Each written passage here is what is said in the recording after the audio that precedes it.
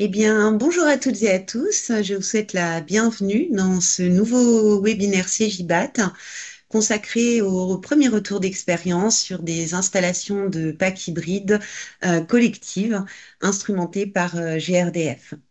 Avant cela, je vais rapidement me présenter. Donc, je suis Sophie Valenti. Je suis déléguée réglementation efficacité énergétique chez CJBAT. L'objectif de ces GIBAT, pour ceux qui ne nous connaissent pas, c'est vraiment d'accompagner les professionnels du bâtiment, ce que nous faisons depuis plus de 10 ans, dans leurs objectifs ambitieux de décarbonation du bâtiment. Et je vous propose de revenir un peu plus en détail sur ces GIBAT, notre offre de valeur et notre accompagnement auprès des professionnels en fin de webinaire. Alors, pour introduire ce webinaire, je souhaitais dire que pour le gaz, l'hybridation n'est pas un sujet nouveau. Alors, il n'est pas nouveau pour deux raisons, donc sans être exhaustive. La première raison, c'est que pour GRDF, nous croyons fortement et depuis toujours en la valeur à la fois économique, énergétique, environnementale et sociétale du maintien d'un mix énergétique équilibré. L'autre raison, c'est bien sûr le sujet réglementaire.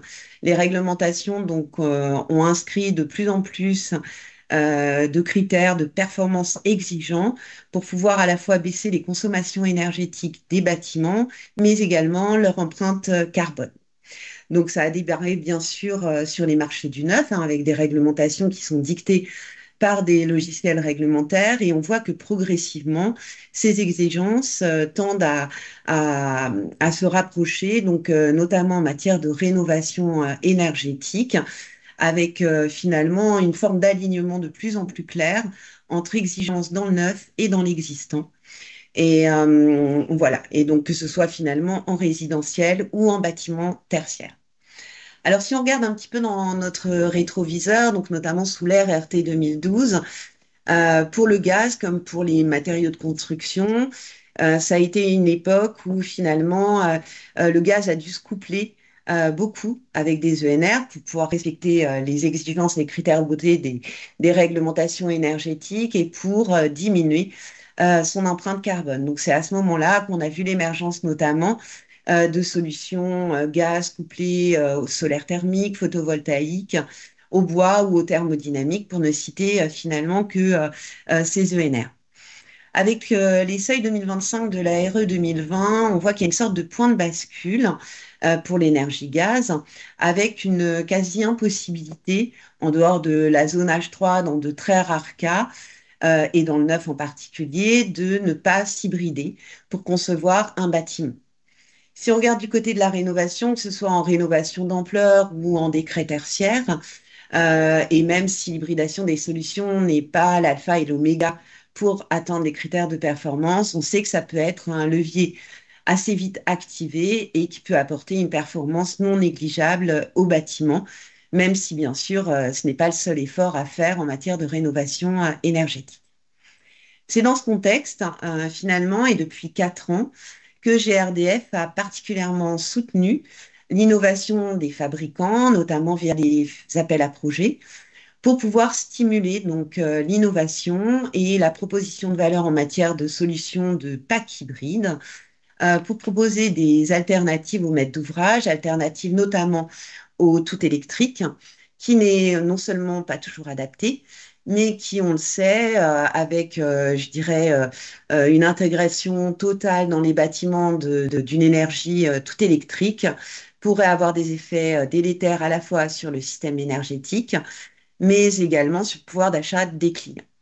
Donc la PAC hybride collective fait partie de ces alternatives et c'est d'ailleurs un pilier très fort du projet d'entreprise de GRDF, mais aussi une offre significative au catalogue des fabricants. Alors si on resserre un petit peu le zoom sur le sujet qui nous occupe aujourd'hui, on sait qu'en tant qu'expert, finalement, dès lors qu'une solution respecte à la fois les critères de beauté d'une réglementation et le budget du client, on peut considérer que cette solution, elle est adaptée. Or, on sait très bien que finalement, c'est dans le vivant, dans la vie de la solution énergétique, que l'on peut voir vraiment si son dimensionnement est adapté, si le schéma hydraulique qui a été pensé est le bon, s'il n'y a pas des réglages à faire en matière de régulation.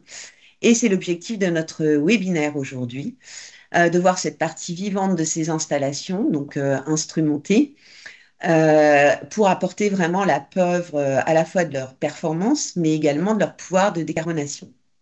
Alors, je vous propose à présent donc de rentrer dans le vif du sujet pour regarder un petit peu finalement quel a été le terrain de jeu, donc quel est-il en matière d'instrumentation.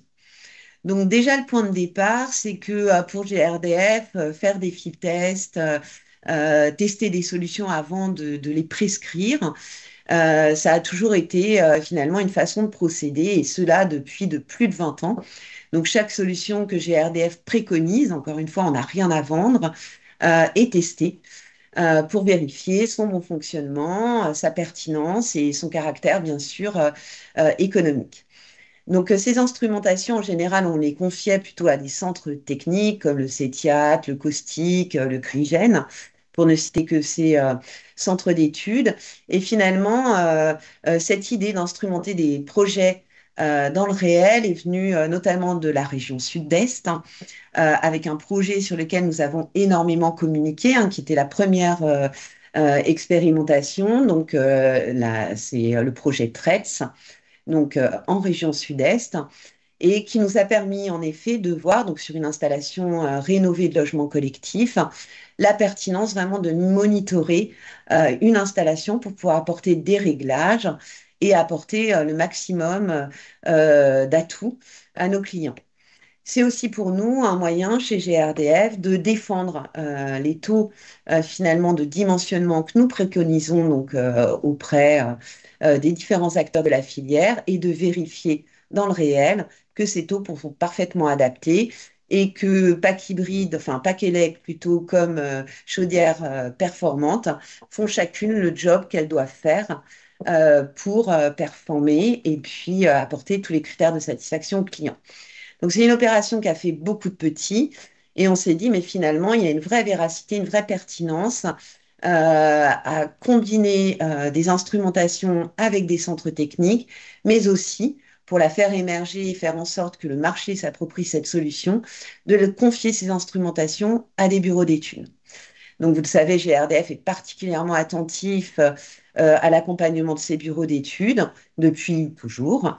Et donc, c'est l'objectif de ces instrumentations, donc de les démocratiser partout en France. Alors, si on regarde un petit peu donc ces projets d'instrumentation, donc c'est plus d'une vingtaine de réalisations, donc qui seront instrumentées à la fin de cette année partout en France avec différents fabricants. Donc, l'objectif pour nous, c'est également d'accompagner les fabricants dans ces retours d'expérience. Donc, vous le voyez à l'écran, donc les différents partenaires fabricants qui jouent le jeu de ces instrumentations et sont particulièrement attentifs et curieux à leur retour d'expérience.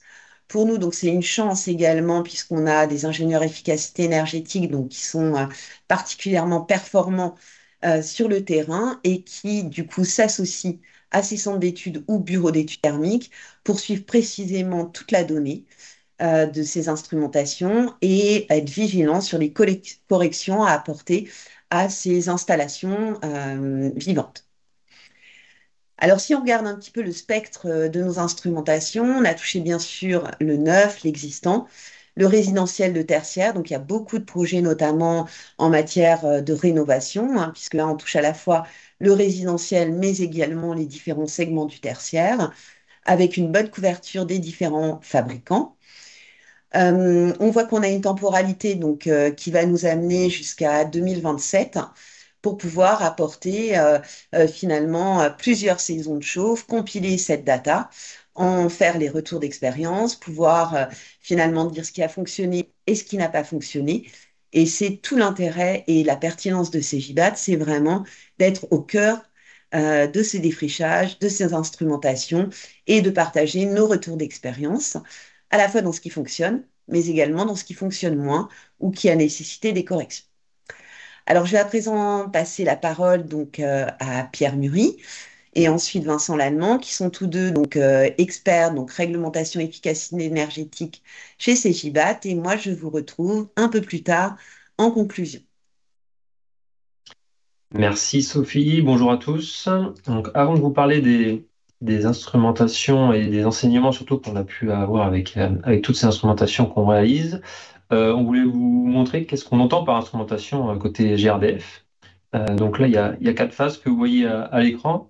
Donc tout démarre d'un groupement d'acteurs qui sont le moteur de ces instrumentations, et notamment le maître d'ouvrage qui lui doit être convaincu de l'instrumentation de par voir comment marche son installation et aussi pouvoir l'optimiser derrière, qui est souvent accompagné lui d'un installateur et d'un exploitant. Sophie le dit tout à l'heure aussi, il y a des bureaux d'études et des centres techniques qui accompagnent ces instrumentations. Donc, ils vont être plutôt présents sur la partie dimensionnement, schéma hydraulique, schéma instrumentation avec la mise en place des capteurs. Il y a la partie GRDF, donc les ingénieurs efficacité énergétique, il y a aussi l'équipe marketing produit au sein de GRDF et CGPAT qui sont présents. Donc, rôle hyper important des ingénieurs efficacité énergétique qui passent beaucoup de temps sur les instrumentations pour apporter leurs connaissances que certains bureaux d'études ou sont techniques ne peuvent ne pas avoir, parce que c'est un sujet sur lequel ils bossent à longueur d'année, donc ils sont d'autant plus compétents. Et enfin, les fabricants, donc là, ça peut être facultatif. Certains fabricants sont sur les projets d'instrumentation, d'autres non. Nous, on préfère qu'ils soient sur les projets, ça apporte plus de valeur. La deuxième étape, c'est le dimensionnement et les schémas. Donc là, hyper important, on vient dimensionner l'installation hybride, donc voir le pourcentage de packs qu'on va mettre sur notre projet et voir quel réseau on va venir hybrider, si on fait du chauffage ou de l'eau chaude ou les deux. On a ensuite la partie schéma de capteur en instrumentation. On l'a positionné les capteurs. Donc là, c'est un petit exemple à l'écran, hein. On vient poser les capteurs et les compteurs d'énergie, de température, de débit sur un schéma hydraulique. La troisième partie, c'est la récolte de la data. Donc, comme je viens de dire, on vient placer plusieurs compteurs capteurs qui vont nous permettre d'avoir des points d'entrée et des données d'entrée. Donc là, j'ai mis un petit exemple, hein, de récolte de data qu'on peut avoir avec des points, donc compteur d'énergie pack, compteur d'énergie chaudière, on parle de débit, on parle de température, au retour au secondaire des packs et des chaudières. Donc ça, tout est mesurable. Souvent, on fait les instrumentations sur 1 à 2 saisons de chauffe avec des pas de temps de 10 minutes. Donc ça nous fait beaucoup de données, beaucoup de data qu'il faut exploiter. Donc là, bien la quatrième partie est l'exploitation de la data où là, on vous a mis quelques exemples de graphes qu'on peut analyser et exploiter avec cette data. Donc là, vous avez par exemple le taux de couverture par rapport à la température extérieure, donc taux de couverture de la chaudière et de la PAC, les températures et débits primaires, secondaires, donc PAC aussi également, COP et température de départ, retour PAC, et les tonnes de CO2 évitées sur un projet. Voilà, on peut au-delà. Nous, on a à peu près une dizaine de graphiques qui nous permettent à la fois de contrôler l'installation tout au long de l'année, donc voir si par exemple les générateurs marchent bien, délivrent ce qu'ils ont à délivrer, mais aussi aller dans une partie un peu plus de com aussi, hein, de restitution, pour savoir à l'année qu'est-ce que ça a donné mon installation, est-ce qu'elle a performé, combien de tonnes de CO2 j'ai pu éviter. Voilà. On va vous faire quatre partages d'enseignements qui sont plutôt majeurs pour nous sur l'instrumentation. Euh, On a vu tout à l'heure la temporalité, le planning d'instrumentation. On va en avoir d'autres dans le futur parce qu'on a différentes configurations qu'on n'a pas aujourd'hui qui seront à être amenées à instrumenter. Mais aujourd'hui, on a quatre sujets. Je vais vous présenter le taux de couverture d'un premier temps. Quel taux de couverture pour quel dimensionnement? Vincent reprendra la main sur la modulation de puissance et l'influence de la température extérieure et température de départ sur les performances de la PAC. Je reprendrai la main sur l'hybridation totale ou partielle. Et enfin, Vincent finira sur le dégirage des PAC. Donc, quel taux de couverture pour quel dimensionnement? Donc, j'ai parlé tout à l'heure de deux choses que peuvent faire les instrumentations. Soit la data va nous servir à contrôler que notre installation marche bien, mais aussi tout au long de l'année à voir si on ne peut pas l'optimiser via la récolte de data. Et donc, pour cela, nous, on équipe toutes les instrumentations d'un outil qui s'appelle Power BI, hein, qui permet de contrôler et d'analyser et de faire de rendus assez agréables à l'œil, mais aussi assez performants pour aller pour voir qu'est-ce qui ne marche pas sur l'installation. Donc là, vous avez un extract d'un Power BI, d'un graphe donc, qui représente le taux de couverture PAC et chaudière. Donc, vous avez la part chaudière qui est en vert clair et la part pack qui est en bleu ciel. Et vous avez tout ça en fonction de la température extérieure qui est en orange. Donc là, on voit des températures extérieures plutôt clémentes. On est à Toulon, c'est une école en H3.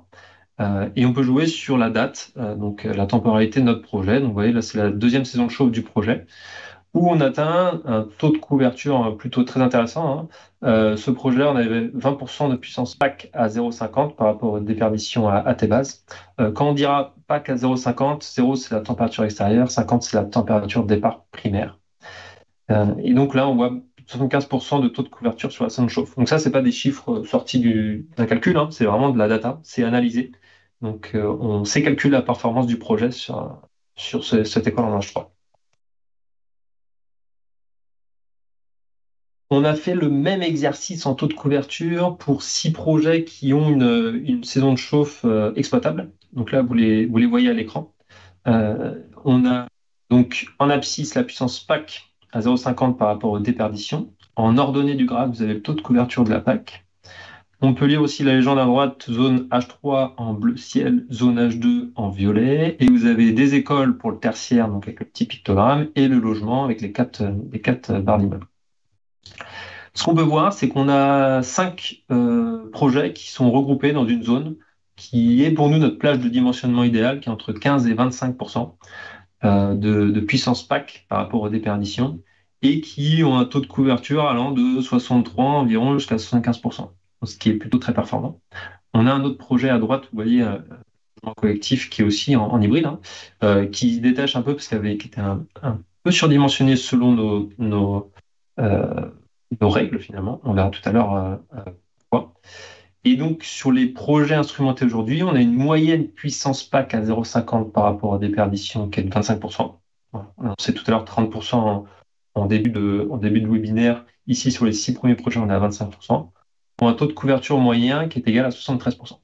Plutôt très performant, quelle que soit la région et quel que soit le type de bâtiment. On a voulu traduire ça après sur une monotone, donc vous voyez à l'écran, et se poser la question pourquoi bien dimensionner sa chaufferie hybride. Ça peut être une question bête, mais on s'est mis à la place du maître d'ouvrage qui, pour nous, préfère des kilowatts utiles que des euros investis en trop. Et donc, on a voulu comparer justement avec notre résultat des 6 instruments, bah, qu'est-ce que ça aurait fait si on avait mis plus de puissance PAC sur un projet. Donc là, on est reparti de notre observatoire des coûts qui est disponible sur le site de Cegibat. Je vous invite à aller voir, où on a pu extraire par rapport à plusieurs devis et projets qu'on a reçus, le prix moyen des générateurs seuls. Donc en PAC, on est environ à 480 euros hors taxe par kilowatt, contre 88 euros hors taxe du kilowatt pour les chaudières. Ça me permettrait de comparer ainsi les deux solutions. On reprend notre histoire de monotone que vous voyez en bleu ici. Donc, vous avez les jours de l'année en abscisse et la puissance ou le pourcentage, hein, parce qu'on voit 25 kW, c'est égal aux 25% qu'on avait tout à l'heure, hein. On a pris une base 100 sur ce projet-là. Mais on a une monotone qui correspond à un projet lambda, enfin, en puissance chauffage. Ici, c'était sur l'école qu'on a vu tout à l'heure. Donc, avec 25% de puissance, 25 kW, on arrive avec 73% de taux de couverture. Donc, vous voyez, c'est la partie socle en fait de cette monotone. Et on s'est amusé à calculer le taux de couverture aussi si on rajoutait de la puissance de PAC. Euh, donc là, on passait à l'étape de dessus, en fait, de 25 à 50 kW, on arrive à 90% de taux de couverture. C'est comme si on rajoutait une PAC de 25 kW, hein. On refait la même chose avec 75 kW, comme si on rajoutait une troisième PAC, 90% de taux de couverture. Et enfin, le quatrième cran à 100%, 100% de puissance PAC, donc 100 kW, qui nous fait un taux de couverture de 100%. Et là, on va regarder, est-ce que ces kilowatts de thermodynamique, on voit qu'ils sont presque 5 fois plus chers que la chaudière, hein, sont bien utilisés. Et donc pour ça, on va faire un petit calcul, hein, c'est de regarder la puissance en kilowatts sur le taux de couverture et voir combien il nous faut de kilowatts de thermodynamique pour enlever, en fait, pour couvrir, pardon, 1% de taux de couverture. Et donc pour la base ici, on voit qu'il faut 0,34 kilowatts de PAC pour avoir 1% de taux de couverture, 0,55 avec 2 packs, 0,76 avec 3 packs et 1 avec une pack. Et rapporté au coût, à l'invest, au CAPEX, si on rajoute notre 480 euros du kilowatt de pack, eh bien on voit bien qu'avec notre hybridation sur les 6 projets, hein, avec les 25% de puissance de pack qui est en taux de couverture de 73%, et ben, on a un euro d'investissement pack par rapport au taux de couverture qui est 3 fois moins important que le 100% pack. Donc ça, à la place du maître d'ouvrage, on se dit que c'est un argument fort, c'est de mettre les kilowatts thermodynamiques où ils ont plus de rentabilité et ils ont un plus gros taux de couverture. Et on a aussi regardé sur nos projets, hein, je vous parlais tout à l'heure du logement collectif qui était qui était à droite, qui n'était pas dans notre plage de conseiller de dimensionnement. Et donc là, on va comparer justement un bâtiment, donc c'est une école, là, toujours la même école qui est dans cette plage, qui a une puissance PAC à 0,50 de 20% pour un taux de couverture de 75%. Et on va regarder par rapport à cette hybridation aussi en logement collectif, pourquoi cette hybridation, on ne la considère pas forcément dans notre plage idéale de dimensionnement. Dans cet immeuble-là, vous voyez, il a une puissance PAC à 0,50 par rapport au DPR de 39% pour un taux de couverture mesuré, hein, ça, les deux sont des taux de couverture mesurés de 88%. On a pris un exemple avec des déperditions de 100 kW. Donc là, le calcul est simple, hein. On retrouve 20 kW pour 20 kW pour l'école, 39 kW pour le logement collectif, avec des taux de couverture associés de 75% et 88%. On refait le même calcul que tout à l'heure, puissance sur pourcentage de taux de couverture. Et là, on voit 0,27 pour l'école, 0,44 pour le logement collectif. Ramené au CAPEX de l'Observatoire des coûts, et ben finalement, on voit on creuse encore l'écart entre deux hybrides, hein. Là, on n'est pas en hybride versus 100% pack, hein. On est vraiment hybride versus hybride. Et on voit que la plage rose, où on était à 20% là, de puissance avec un taux de couverture de 75%, a une bien meilleure rentabilité du kilowatt de thermodynamique installé. Et on voulait vous présenter également une petite infographie qu'on avait fait sur ce projet de Toulon, parce qu'au-delà du taux de couverture, on peut mesurer autre chose, on peut mesurer les performances du projet, le COP notamment, et aller sur des indicateurs qui parlent à la fois l'énergie finale effacée et la décarbonation. Euh, donc, on a voulu faire ce travail-là aussi sur cette école-là. Donc là, vous voyez, donc c'est la même école, hein, on a les deux saisons de chauffe. Vous voyez en bas, la première saison de chauffe, on a un taux de couverture de 56%. On verra pourquoi, hein, dans la suite du webinaire, on avait un taux de couverture un peu plus faible sur la première année. Et sur la deuxième année, 75% de taux de couverture. Et là, on peut voir sur la partie droite du slide en violet les résultats. Et on a voulu comparer un scénario 100% ELEC versus notre scénario hybride sur le projet.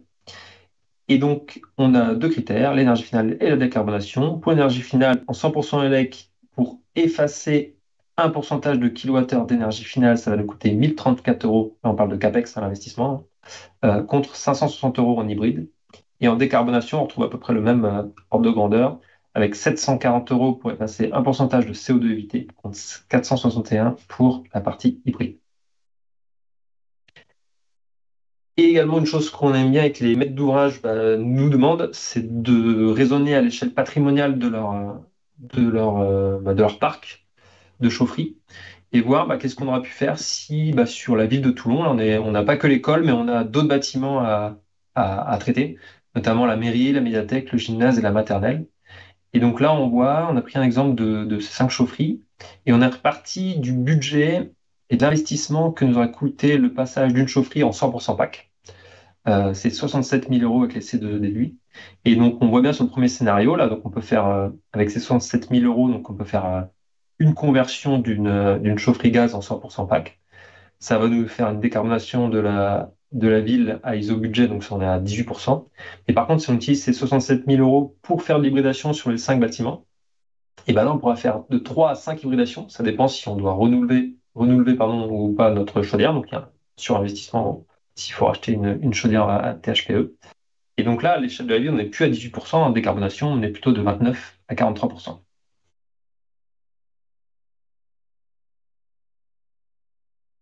Voilà, je passe la main à Vincent. Merci Pierre. Bonjour à tous. Donc, un autre renseignement qu'on voulait partager avec vous, c'est la modulation de puissance et l'influence de la température extérieure et la température de départ sur les performances de la PAC. Donc pour illustrer ces deux phénomènes, on va s'appuyer sur deux field tests qui sont en cours sur lesquels on a déjà 1 an de résultats minimum. Donc le premier, c'est un site à Nantes, qui est une école primaire où on couvre les besoins de chauffage uniquement en hybridation. Donc on a des déperditions de 116 kW, on a 4 circuits de chauffage régulés et un circuit ECS qui est assuré par la chaudière. Et en termes d'hybridation, on est sur des packs au R32 de 34 kW, donc avec un dimensionnement autour de 30% de la puissance appelée, comme on le préconisait en début de webinaire, avec une chaudière de 107 kW. Et l'autre site, cette fois, on est sur du résidentiel, c'est 49 logements situés à Tretz en zone H3. Cette fois, on a des besoins à la fois chauffage et ECS. Et la particularité de ce site, c'est un site qui a été livré en 2014, BBC avec du solaire thermique. Mais après une défaillance du solaire thermique, le choix a été fait de l'hybrider et donc de mettre en place des pompes à chaleur sur ce site. Donc là, on est en hybridation cette fois avec des packs au R290 haute température, avec deux packs de 12 et 15 kW. Et on est à peu près en termes de dimensionnement à 20% des déperditions. Et on a une chaudière de 170 kW.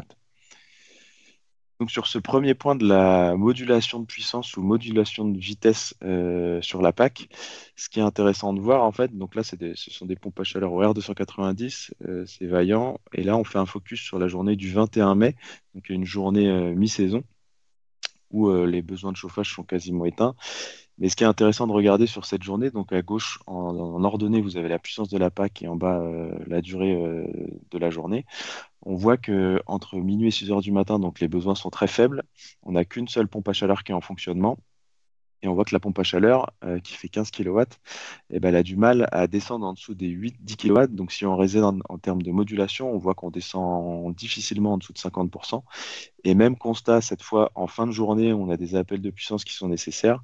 On voit que les pompes à chaleur, donc, les deux cette fois sont en fonctionnement. On a 27 kW de puissance et on voit pareil qu'on a du mal à descendre en dessous de 16 kW, 15 kW, puisqu'on atteint le seuil de modulation critique de la PAC. Donc là, on voit qu'on est sur des seuils de modulation qui sont entre 50 et 60% de la puissance annoncée de la PAC. Et pourtant, on sait que dans la doc, un compresseur inverter, il est donné pour une variation de vitesse comprise entre 20 et 100%. C'est pour ça qu'il faut bien faire attention à ne pas mélanger les modulations de vitesse sur les compresseurs et la modulation de puissance sur la PAC. C'est pas la même chose. Et sur les modulations de puissance, on descend bien moins bas. Et ça va être vraiment important dans le choix de conception d'une installation, notamment en 100% PAC, puisqu'en fait, on va avoir un talon minimum qui va faire que les pompes à chaleur, eh ben, elles risquent de faire des courts cycles, donc s'arrêter plusieurs fois dans la journée, redémarrer, ce qui va nuire à la performance de la PAC, mais aussi à sa durée de vie, puisque les pompes à chaleur sont données avec des cycles, un nombre de cycles maximum sur les compresseurs, et plus on va les solliciter, plus on va diminuer la performance des installations. Voilà, c'était un point qu'on voulait mettre en avant, parce qu'il est important dans la conception des installations. Le deuxième enseignement, c'est l'impact de la température extérieure et la température de départ sur les performances de la PAC. Donc ça, on le sait tous, hein, la température extérieure a un vrai impact sur la performance. Donc c'est le graphe qu'on voit à gauche. Là, on est sur des graphes théoriques qu'on a récupérés chez l'un des fabricants. On voit que donc, le COP varie quand on est à -20, il est en dessous de 2, et quand on est à 30 degrés, il est plutôt autour de 7. Donc on est vraiment sur une variation de COP qui est très importante. Et de la même manière aussi sur l'évolution du COP en fonction de la température de génération, donc la température de départ qu'on va demander à la PAC. En fonction de si on lui demande de faire du 25 degrés ou du 60 degrés, on voit que là encore, on a une variation du COP qui passe du simple au double, puisqu'on est de 5,2 à 2,5. Donc là aussi, ça va avoir un vrai impact. Et voilà, ce qu'on voulait vous montrer, c'est donc ce qu'on a constaté sur ces field tests, puisque ça va être tout l'intérêt de la PAC hybride, c'est d'aller, même si on a des pompes à chaleur qui sont haute température, elles fonctionneront toujours mieux à des températures un peu plus basses où les performances seront plus importantes. Et c'est tout l'intérêt de l'hybride, c'est d'aller chercher des températures de fonctionnement où les packs sont performantes et on vient faire le complément avec la chaudière. Donc sur le premier site, donc c'est l'école Jean 23 à Nantes. On est sur un fonctionnement bivalent alternatif qu'on avait voulu tester sur cette installation, où donc la pompe à chaleur fonctionne au-dessus de 2 degrés et en dessous de 2 degrés, c'est la chaudière qui prend le relais. Donc à gauche, vous avez le nuage de points du COP en fonction de la température extérieure. Donc on a finalement en bas, vous avez la température extérieure, en ordonnée toujours le COP. Donc on voit qu'on a les points qui évoluent entre 2 et 20 degrés. Et finalement, ce qu'on constate, c'est qu'en fonction de la température extérieure, quand on trace le nuage de points, et ben, quand on fait une régression linéaire sur l'ensemble de ces points, la pente de la droite est finalement assez lisse. Et finalement, on constate que la température extérieure, l'impact de cette température extérieure sur la performance de la PAC, il n'est pas si important que ça. À droite, vous avez le même schéma, mais cette fois en fonction de la température de départ de la PAC. Alors, la température de départ de la PAC, elle est aussi corrélée indirectement à la température extérieure, puisqu'on est sur un fonctionnement en loi d'eau. Mais quand même, ce qu'on constate, c'est qu'en fonction de si on demande à la PAC un départ à 30-35 degrés ou un départ à 60 degrés, là, on voit que la pente, cette fois, de la régression linéaire du nuage de points, elle descend. On a un vrai impact sur la puissance, et, enfin sur le COP de la pompe à chaleur.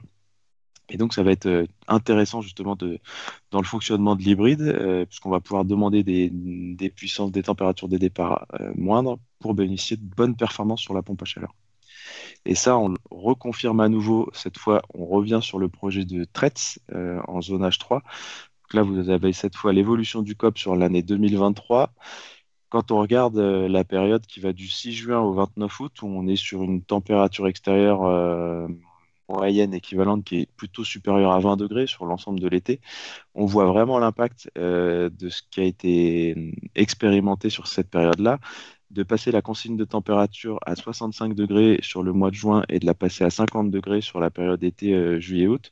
On voit qu'on gagne 1 point de COP juste en diminuant la température de départ de 15 degrés.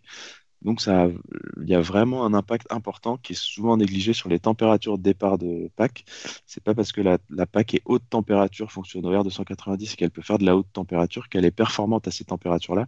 Et c'est tout l'intérêt de l'hybride d'aller plutôt sur des températures un peu plus faibles, bénéficier de performance, quitte à faire un petit appoint avec le gaz, mais on a vraiment une installation qui est performante de cette manière-là. Voilà pour cet enseignement. Je repasse la main à Pierre sur l'hybridation totale ou partielle. Ouais, merci Vincent. Donc, hybridation totale ou partielle, quel réseau hybrider et comment? Donc, on repart de notre exemple de Toulon de tout à l'heure. Ici, donc ça, je passe rapidement, hein. On est venu plugger une PAC de 26 kW sur notre chaufferie. Et l'intérêt en fait de ce projet-là en instrumentation, c'est qu'on pouvait donc il y a trois circuits de chauffage. Donc on a le circuit 1, circuit 2, circuit 3. Donc deux circuits de chauffage régulés qui sont le 1 et le 2, avec une puissance respective de 56 et 14 kW. Et un circuit 3 que vous voyez en droite, hein, qui est un circuit CTA, avec une puissance de 40 kW. Euh, L'intérêt de cette hybridation, c'est qu'on pouvait, et aussi je parlais tout à l'heure de la volonté du maître d'ouvrage d'être un acteur majeur des instrumentations, c'est que le maître d'ouvrage va jouer le jeu aussi de pouvoir hybrider de différentes façons le projet. Donc on pouvait soit hybrider le circuit 1 seul, soit hybrider 1 et 2, soit hybrider la totalité des réseaux. Donc ça, pareil, c'est grâce à la ville de Toulon qu'on a pu faire cela, avec beaucoup d'enseignements sur ce projet-là. Donc là, si on revient rapidement sur le schéma hydraulique, donc on identifie rapidement les éléments. À gauche, vous avez la PAC qui est sur son ballon. Et en remplaçant, vous avez la chaudière et donc les trois réseaux qui, par des jeux de vannes que vous voyez en jaune-orange, permettent de passer d'une configuration d'hybridation à une autre. En hybridation partielle, donc qu'est-ce que ça donne? Donc là, vous voyez qu'il y a des vannes qui sont soit ouvertes, soit fermées. Donc ouverte en orange et fermée en rouge. Et donc là, si on hybridait que le circuit 1 en hybridation partielle, on voit qu'on s'est plugué à débit constant avant la 23 voies. Je vais essayer de mettre le pointeur sur le projet. Hop, on est ici. Donc là, on est avant 23 voies, donc à débit constant ici sur notre projet, pour revenir sur notre ballon de notre pack. Donc là, l'intérêt de se mettre à débit constant avant les 23 voies, c'est justement de trouver un équilibre des débits entre le primaire et le secondaire, donc entre le primaire de notre pack et le secondaire de la pack, parce qu'il y a une règle à avoir pour que ça marche bien et pour qu'on performe bien, et pour que la pack surtout ne tourne bien et ne soit pas en arrêt, c'est d'avoir un débit primaire supérieur au débit secondaire d'environ 5%. Donc, voilà. En faisant ça, on atteint un peu la paix des débits. Ai-je l'intérêt d'hybrider chaque circuit de chauffage, une par pack? On pourrait dire ça, hein. On pourrait dire si ça marche bien, je suis tranquille en faisant une hybridation à débit constant avant 23 volts. Pourquoi je ne le ferais pas aussi sur mon circuit 2 Là, il faut regarder après les puissances du projet. Ici, on a 14 kW sur le circuit 2. Hybrider un circuit de si faible puissance n'aurait pas forcément d'intérêt. Mais ça pourrait être fait sur un autre circuit qui a plus de puissance. Et l'instrumentation nous permet aussi de faire des graphes comme vous voyez tout à l'heure ici, mais c'est à l'échelle de la première saison de chauffe. Je vous ai montré tout à l'heure la seconde saison de chauffe. Ici, c'est la première. On a un taux de couverture un peu plus faible parce que justement, on s'est entre guillemets amusé à regarder les différents types d'hybridation. Donc, soit C1 tout seul, soit C1 plus C2, soit la totalité des réseaux. Et donc là, vous voyez le taux de couverture qu'il y a par période. Donc là, on est en mono C1, donc C1 tout seul, taux de couverture de 51%, C1 plus C2, 62%, C1 plus C2 avec les réduits pendant les vacances scolaires, on est à 73%. Et là, on voit en hybridation totale une chute du taux de couverture PAC qui est représenté en bleu. Donc la PAC est en bleu, la chaudière est en orange. Et on voit la température extérieure qui évolue en gris.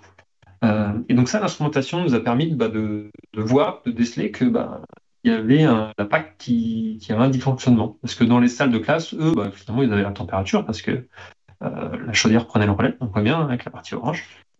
Mais là, on voyait qu'il y a un petit problème sur la partie taux de couverture PAC. Donc ça, c'est toute l'enquête qui doit être faite. Et puis, on a regardé, donc, même au niveau des COP, ce qui se passait. Donc là, vous voyez, on retrouve notre période bleue ici, où on a les 3 circuits hybridés, pardon, la période en total. Et donc, on voit qu'on a quand même des COP de 3,8, même si on a très peu de remontée de COP. Mais donc, faut pas se dire que si on a un bon COP, on a un taux de couverture qui est associé. Ici, on n'avait pas de taux de couverture PAC, mais quand elle fonctionnait, elle a plutôt un bon COP. Et donc, c'est pas un élément sur lequel se basait le COP. Pour regarder ce qui se passait, on allait regarder les débits. Et notamment, c'est le travail de l'ingénieur efficacité énergétique de la région, accompagné du centre technique qui était sur le projet-là. Et donc là, il faut regarder, donc là, vous avez plusieurs couleurs à analyser sur le graphe de gauche. On est en 23 février, donc en plein hiver. Et là, ce qui est intéressant à regarder, par rapport à ce que je disais, c'est l'histoire des débits. Et le débit primaire PAC et le débit secondaire PAC en vert et en orange. Donc, ce qui se passait, c'est que tous les matins, sauf le mercredi et le week-end, il y avait le cuisinier qui déclenchait sa CTA de cuisine. Donc, on voyait, c'est le dernier circuit de notre schéma. Et celle-ci, elle a un talon bas de 60 degrés. Sauf que cette température de 60 degrés, elle va être trop élevée pour les départs régulés. Donc, eux, ils vont faire quoi? Ils vont recycler sur leur 23 voies, ce qui va amener donc un débit au secondaire, retour ballon primaire PAC, plus faible. Donc, on a une chute du débit au retour secondaire PAC. Et donc là, la PAC, qu'est-ce qu'elle va faire? Elle va recycler entre le haut et le bas de son ballon, et ça va augmenter la température de retour PAC. Donc, elle va s'arrêter dans le temps. Et c'est pour ça qu'on voyait qu'il y avait plutôt de couverture PAC. Donc, la consigne, et on le voit bien en fait très clairement sur le graphique, que le débit primaire PAC, là, il chute de 8h à 13h pendant que le cuisinier déclenche la CTA. Donc là, la consigne était d'abaisser le talon de la CTA à 50 degrés, et depuis, là, il y a un taux de couverture qui est revenu à la hausse. Je passe rapidement sur l'évaluation totale. En fait, c'est ce qu'on vient de dire, mais sous format schéma et écrit, c'est aussi pour vous derrière parce que les documents vous seront restitués. Mais on voit très bien que si j'envoie de la haute température ici de ma chaudière pour alimenter ma CTA, donc à 60 degrés, finalement, les 23 voies de chaque circuit régulé vont recycler ici pour avoir la bonne température sur les réseaux radiateurs. Et donc, mon débit ici en 7 et en 6 va clairement chuter pour amener un débit secondaire PAC beaucoup plus faible. Et je repasse la main à Vincent. Donc, dernier enseignement qu'on voulait mettre en avant aussi et qui est important et qui est trop souvent négligé, c'est les cycles de dégivrage, expliquer un peu le fonctionnement de ce cycle de dégivrage et quel impact sur la performance globale. En fait, cette fois, on s'appuie sur le projet de Vallon-en-Sully. Donc, on est sur une école maternelle des années 60. Si tu as Vallon-en-Sully dans l'Allier, on est sur un projet, en fait, Vallon-en-Sully, c'est un peu un projet qui est encaissé entre plusieurs rivières, donc avec une humidité relative assez importante. On est plus sur des besoins chauffage seul, avec des déperditions de 45 kW, et on est sur un taux d'hybridation de 27%. On est cette fois sur des packs au R290 avec une chaudière qui est de 45 kW.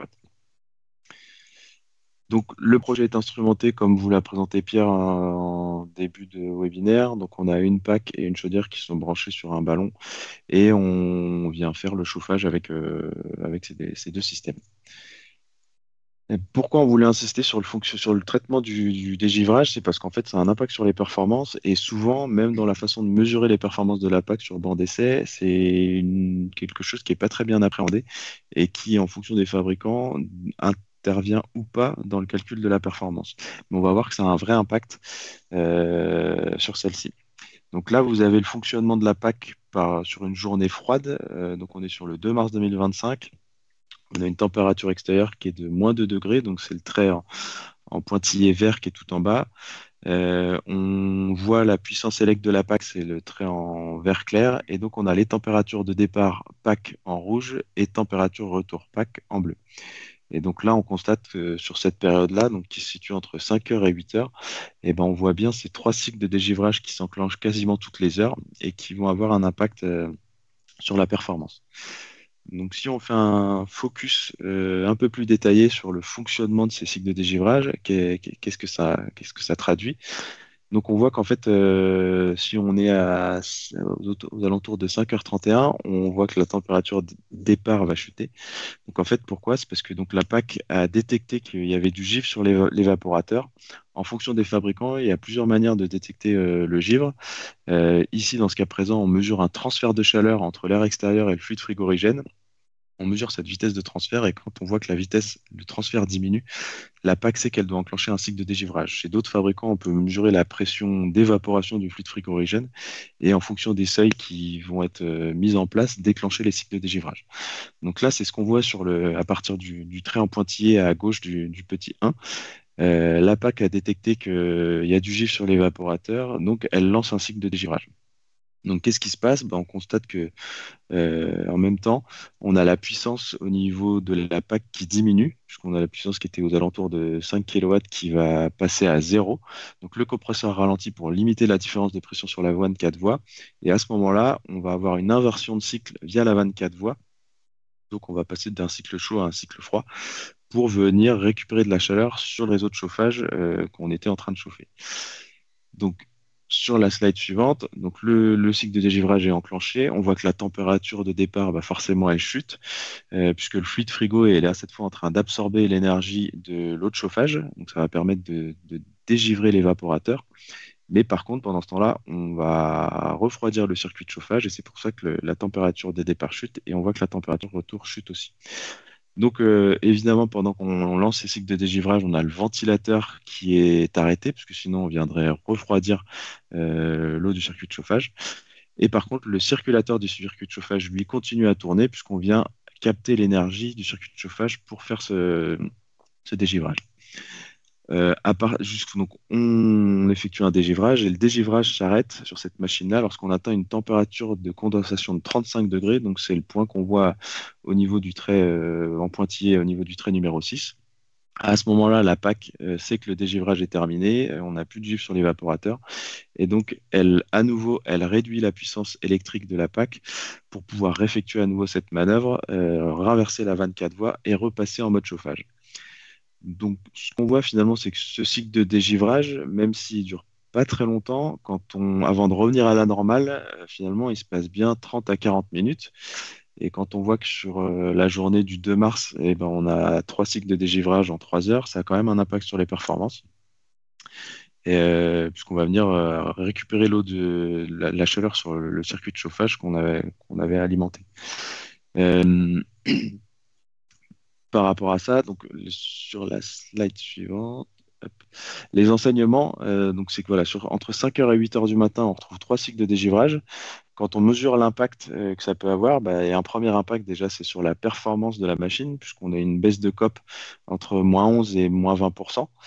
Sur la durée de vie des équipements aussi, puisqu'en fait, on va avoir une usure prématurée des composants comme le compresseur, le ventilateur ou la vanne 4 voies, qui est un organe un peu fragile dans les pompes à chaleur. Et puis, ça peut avoir un impact aussi sur la régulation, puisqu'en fonction de comment on va réguler sur la pompe à chaleur, si on est en prix d'énergie ou énergie primaire, de base, le calcul se base sur la table de COP, mais les tables de COP, souvent, elles ne prennent pas en compte ces cycles de dégivrage. Donc, si les cycles de dégivrage étaient intégrés, la bascule pourrait intervenir plus tôt. Donc ça peut avoir un impact dans la conception, c'est à prendre en compte, puisqu'en fonction de la zone climatique, de la température et de l'humidité relative du projet, on peut envisager un fonctionnement bivalent de l'installation, donc c'est-à-dire qu'on va couper la pompe à chaleur avant que s'enclenchent tous ces cycles de dégivrage. Donc par exemple, dans notre cas présent, là, on voit qu'à moins de degrés, on enclenche les cycles de dégivrage. On pourrait faire le choix de faire fonctionner la chaudière jusqu'à 0,2 degrés et ensuite de faire fonctionner la PAC pour s'affranchir de ces cycles de dégivrage. Il faut savoir que les cycles de dégivrage aussi, il y a une temporisation. Quand on les enclenche, il faut attendre au moins 30 minutes dans le logigramme de la machine pour pouvoir en refaire un deuxième.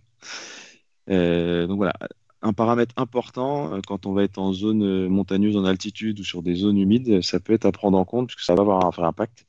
Et puis le dernier petit point qu'on mettait en avant, c'est ce qu'on constate quand le dégivrage s'enclenche, en fait, l'inversion de cycle va venir dégivrer brusquement l'unité extérieure et on peut avoir l'apparition d'un panache de fumée qui peut faire penser qu'il y a un problème mécanique sur la machine, mais non, c'est juste la vapeur d'eau qui s'évapore et qui peut laisser penser à un problème. Donc voilà sur ces quatre enseignements qu'on voulait vous partager. Je pense qu'on a le temps pour prendre quelques Ouais, je pense questions. aussi. Vous avez été nombreux à réagir dans le chat. Sur la première question, il y avait une question sur les coûts d'entretien liés au système dans les calculs de rentabilité. Pierre, je crois que c'est Ouais, quand tu présentais les slides sur ouais, ouais. Alors, alors, les coûts d'entretien n'étaient pas pris, on raisonnait que en CAPEX sur ce qu'on a présenté. Les coûts d'entretien, en fait, on n'a pas raisonné en coût total parce que les prix des énergies ne reflétaient pas la réalité du marché, qui avait été acheté plutôt dans les périodes de Covid, là, donc c'était des prix qui étaient un peu déconnants. Sur la partie, si on ajoutait les coûts d'entretien sur le projet, on a une étude, nous, qui a été délivrée et qu'on pourra partager sur le site de Cegibat sur les coûts de maintenance entre l'hybride et du 100% thermodynamique, et versus chaudière aussi également. Et on voit que c'est assez négligeable. Ça dépend si on rajoute beaucoup d'équipements. C'est plutôt lié au nombre de packs qu'on va mettre sur notre projet. Mais finalement, sur le projet par rapport à l'investissement, c'est assez négligeable sur le delta entre l'hybride versus le 100% élec. Ok, il y avait une deuxième question sur est-ce qu'un webinaire va être prévu concernant l'implantation des packs OO ou RO dans le cadre d'une hybridation? Il y a aussi une question sur la réglementation, sur la nécessité d'installer la PAC dans un local séparé. Pour l'instant, on n'a pas prévu de webinaire sur les règles d'implantation en PAC RO. Sur la nécessité d'installer la PAC dans un local séparé, en fait, déjà, ça va dépendre du fluide frigorigène qui va être utilisé dans la pompe à chaleur. Est-ce qu'on est sur du R32 ou du R290? Et est-ce que la PAC va être monobloc ou bibloc? C'est-à-dire, est-ce que le fluide frigorigène va être présent uniquement dans l'unité extérieure ou dans la locale chaufferie? Aujourd'hui, la plupart des fabricants sont en train de passer au R290 avec des unités monobloc, donc où le fluide frigo est vraiment confiné dans l'unité extérieure, donc à l'extérieur du bâtiment. Donc il n'y a pas de risque à brancher la pompe à chaleur dans le même local que la chaufferie. Néanmoins, sur certaines installations, on va vouloir mettre des packs au R290 à l'intérieur d'un local chaufferie ou d'un site de production d'énergie plutôt maintenant. Il faudra demander l'analyse de risque aux fabricants, puisque c'est eux qui doivent prendre la responsabilité de mettre ces deux matériels ensemble ou pas, de voir les interactions qu'il peut y avoir entre les deux produits et le cas échéant, s'il y a des problématiques à prendre en compte, mettre en place les équipements qui seront nécessaires pour s'affranchir de tous ces risques. Mais ça, la hotline CJBAT, nos experts réglementaires sont à votre disposition pour répondre à ce genre de questions ou sur des cas bien particuliers. On est à votre disposition pour vous accompagner sur ces projets. Une troisième question sur le dégivrage, baisse de COP de 15% sur le jour ou annualisé. On est sur la journée, je pense, plutôt. Mais ça va dépendre du nombre de cycles qu'on va enclencher. Mais sur ce projet-là, sur Valenciennes, on était sur la journée, au niveau de la baisse de COP.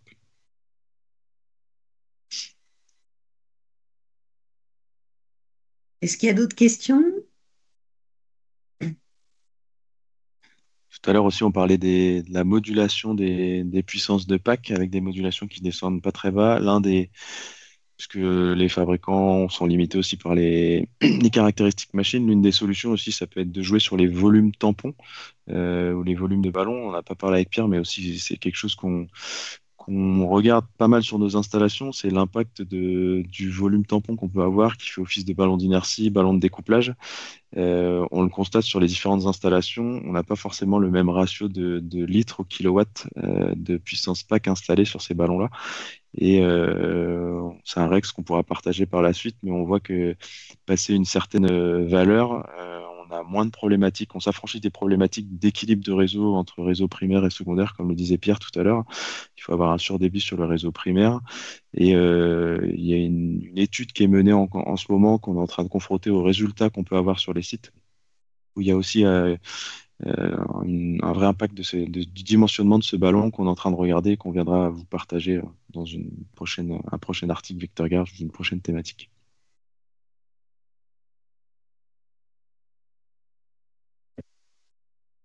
On prend Il y a une une dernière dernière question. question. Ouais. Peut-on conserver une chaudière existante qui sera probablement du coup surdimensionnée dans ce type d'opération en rénovation? Bah oui, complètement, hein.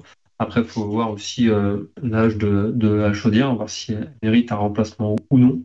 Mais en tout cas, c'est pas un souci. Après, il faudra aussi faire communiquer bien les deux générateurs ensemble, mais sous l'intelligence peut être mis au niveau de la PAC. Donc, pas forcément un souci, ouais. Et sur la plupart des projets qu'on vous présente aujourd'hui, d'ailleurs, la chaudière a été conservée. On est sur la chaudière existante et ça fonctionne très bien. Quand elles sont, on préconise de garder, il faut que les chaudières soient THPE, c'est quand même mieux, mais ça fonctionne très bien. Bien, je vous propose qu'on conclue. Merci à tous les deux pour cette brillante intervention, comme toujours. Donc, j'espère que nos auditeurs donc, ont particulièrement apprécié tout ce qui a été expliqué. Donc, les premiers retours d'expérience, donc il y en aura d'autres, hein, puisqu'on vous l'a expliqué. Donc, il y a une vingtaine d'installations qui seront instrumentées. Donc voilà, ça va nous tenir un petit moment. Moi, j'aime bien en fait ces retours d'expérience parce que je trouve que c'est une forme d'aveu de vulnérabilité, mais aussi de transparence vis-à-vis de vous, à la fois les maîtres d'ouvrage, les fabricants, bien sûr, et puis surtout les acteurs de la filière sur le bon fonctionnement d'une installation. Et donc ça, c'est vraiment l'ADN de Cegibat que de partager, comme je vous l'avais dit, à la fois les forces d'une installation, ses faiblesses ou ses corrections. Donc, c'est vrai qu'on pourrait se dire que dès lors qu'on combine deux systèmes, on va être confronté à davantage de problèmes. Donc, moi, j'ai tendance à croire que quand on a une installation complète type pack élec à 100%, on n'est pas du tout affranchi de problématiques. Sauf que, comme l'a dit Vincent tout à l'heure, on aura probablement, et d'ailleurs très régulièrement, des installations qui seront surdimensionnées et donc avec l'apparition potentielle quand même de courts cycles qui auront un impact sur la vétusté et la longévité des installations toutes électriques. Donc, comme vous le voyez, donc, dans le panel des solutions, que ce soit en rénovation énergétique, donc à la fois en rénovation d'ampleur résidentielle ou en rénovation bâtiment tertiaire, hein, avec quand même ce décret tertiaire qui nous talonne pour pouvoir atteindre des seuils très performants déjà en 2030. Et 2030, c'est demain. Et donc, la question va se poser ou se pose déjà chez les maîtres d'ouvrage. Je dirais que étudier les solutions hybrides, en tout cas dans les études, avec les bureaux d'études, bien sûr, en phase de conception, c'est vraiment intéressant. On voit bien qu'à la valeur, à la maille patrimoniale, il y a un intérêt économique qui est particulièrement intéressant. Donc, Cegibat, on vous accompagne finalement dans toutes les phases d'un projet, de sa conception en passant par son installation et puis également sa maintenance. Donc, c'est vrai que la Bible, finalement, de toute notre matière, nos retours d'expérience et tout notre travail, elle est présente sur le site Cegibat. Donc, vous pouvez la consulter de manière libre.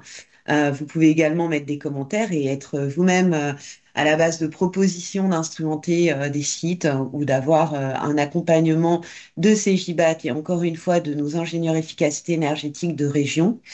Donc en phase de conception, on se pose également à la question du coût, qui est absolument pas négligeable, surtout dans un contexte, on va dire, économique et immobilier particulièrement fragilisé. Donc cette question, elle se pose tout le temps. Il n'y a pas de maître d'ouvrage qui ne se pose pas la question de combien ça va lui coûter et du retour d'expérience finalement du choix qu'il a fait.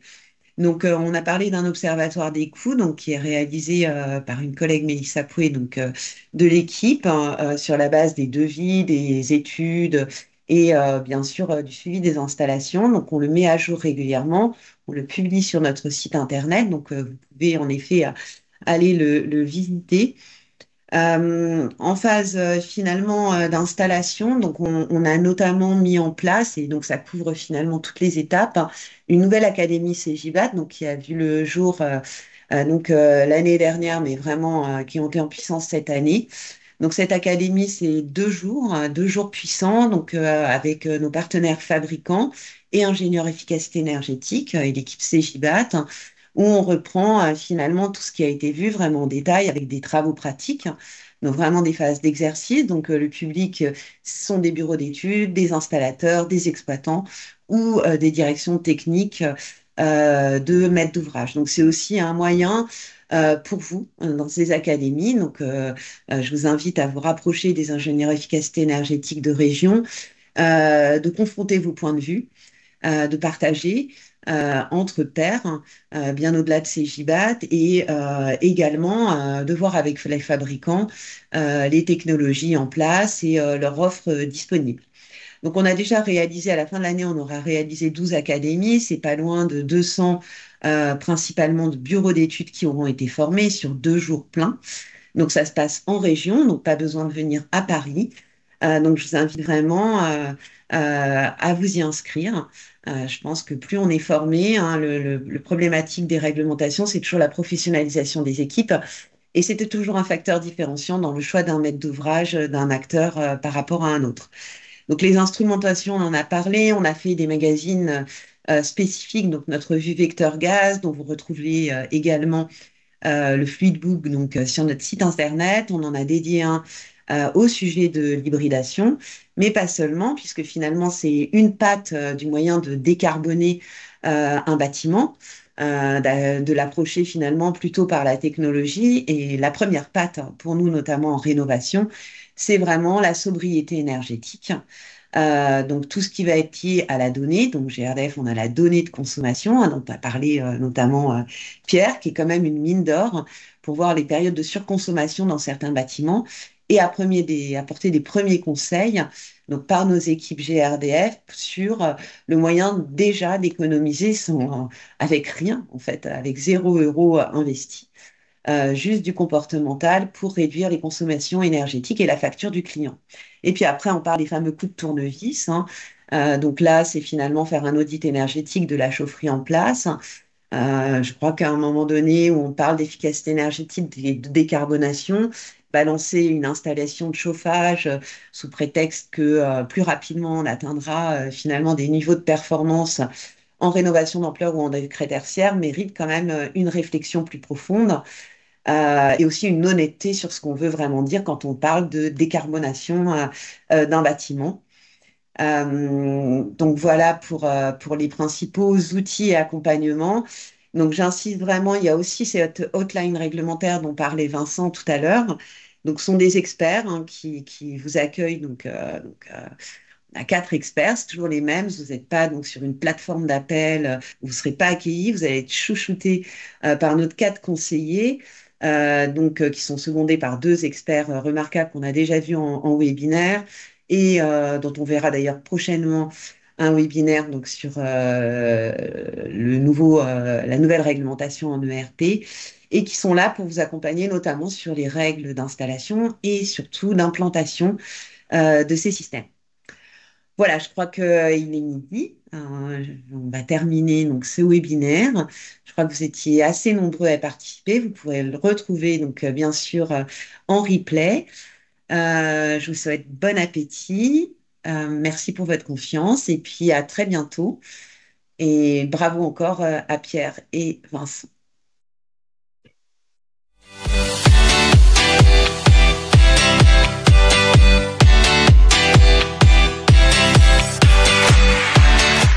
Donc le but pour nous était surtout de découvrir qu'on peut hybrider les chaufferies, qu'on vient vraiment aujourd'hui pour se proposer les meilleures solutions en fait à nos clients et maîtres d'ouvrage. On parle beaucoup de mettre deux énergies ensemble. Sur le papier, ça a l'air très intéressant. C'est quelque chose qu'on met déjà en place parce qu'il y a un intérêt économique. Ça permet d'avoir des installations beaucoup moins onéreuses à l'installation. Si on prend du recul, c'est hyper pertinent, quoi. On nous demande souvent d'étudier le cas de l'hybridation à comparaison avec la pompe à chaleur simple par exemple. C'est pas mal de choses, des petits détails qui vont faire la différence pour essayer de mieux dimensionner et éviter encore une fois de faire des erreurs. Peut-être d'avoir quelques arguments, on va dire, entre guillemets commerciaux. Ça peut être intéressant pour tous les maîtres d'ouvrage qui ont des grosses chaufferies.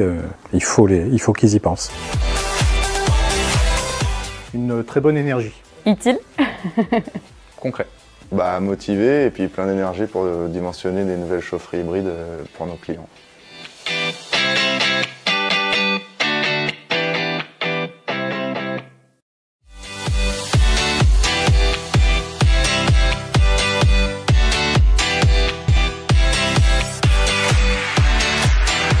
Chez Elco, on a décidé de mettre en avant les solutions hybrides qui vont permettre à court terme de pouvoir répondre aux attentes de nos clients. C'est des journées très enrichissantes donc pour De Dietrich. Ça nous permet de croiser avec notamment GRDF sur les méthodes de dimensionnement, les retours d'expérience de chacun sur les pompes à chaleur et puis d'exposer aussi la façon dont nous on aborde les solutions hybrides qui permettent de décarboner et de réduire les consommations d'énergie. L'expertise Elco aussi, c'est le regard terrain qu'on peut apporter à toutes ces solutions. L'instrumentalisation des systèmes hybrides va permettre justement de démontrer tout ce qui a été annoncé en phase étude, qu'on est bien dans le réel, c'est-à-dire que les valeurs de décarbonation, l'usage, les économies d'énergie correspondent bien à ce qui a été vendu aux maîtres d'ouvrage. Et l'échange avec les bureaux d'études était constructif. On a pu leur apporter nos solutions et ils ont pu nous transmettre leurs problématiques. Donc les premières années ont été plutôt basées sur des études, des installations sur lesquelles on a dû faire quelques corrections. L'intérêt aujourd'hui, ça va être de pouvoir calquer ces études avec le terrain. Donc chez De Dietrich, on croit beaucoup aux solutions hybrides, puisque notamment sur les installations collectives, ça permet de rentrer, de passer les seuils de carbone. C'est une vraie alternative technico-économique à la pompe à chaleur. Il ne vient pas être disrupteur dans le bâtiment et plutôt garder les émetteurs et les usages tels qu'ils sont conçus historiquement.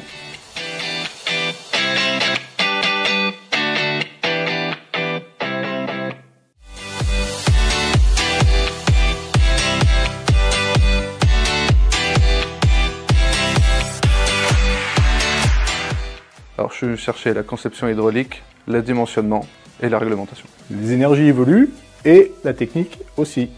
Je suis venu à cette académie pour me perfectionner sur la technologie PAC hybride parce qu'à mon avis, c'est amené à se développer. On n'a pas forcément eu l'habitude d'en faire beaucoup pour le moment. Aujourd'hui, on découvre que ça va être quelque chose qui va être, on va dire, dans l'air du temps. Ça permet aussi d'avoir des retours d'expérience et aussi, on va dire, des choses qu'il ne faut pas faire, les choses qu'on peut faire. Toutes les personnes qui sont concernées de près ou de loin à l'exploitation d'un bâtiment, que ce soit autant des équipements vieillissants qui ont besoin d'être rénovés, que des programmes neufs, où là c'est pertinent aussi de savoir ce qui existe et comment ça fonctionne.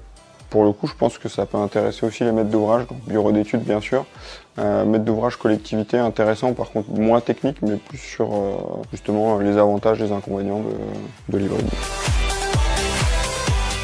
Ce serait optimisation parce que on cherche à tirer le meilleur des deux technologies qu'on installe. Instructif, ouais. Dans l'air du temps. Donc en un seul mot, ce serait enrichissant. Ouais.